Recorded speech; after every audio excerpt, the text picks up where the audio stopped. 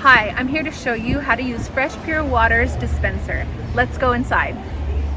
First, you'll need a bottle. Any bottle between 1 and 7 gallons will fit. Most folks use either 1, 2, 3, or 5-gallon bottles. To get started, raise or lower the shelf to accommodate your bottle. For alkaline water, line up your bottle under the right-hand spout. Press the button once to turn the water on, and again to turn it off. Next is reverse osmosis. Place your bottle under the left or right spout and lift the corresponding handle. Lower the handle when you are finished.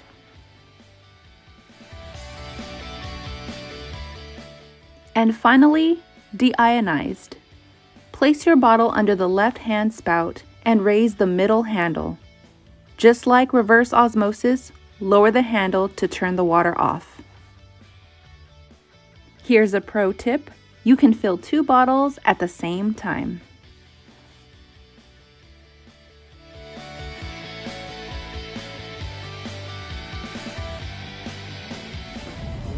Thank you so much, and I hope you enjoy your Fresh Pure Waters.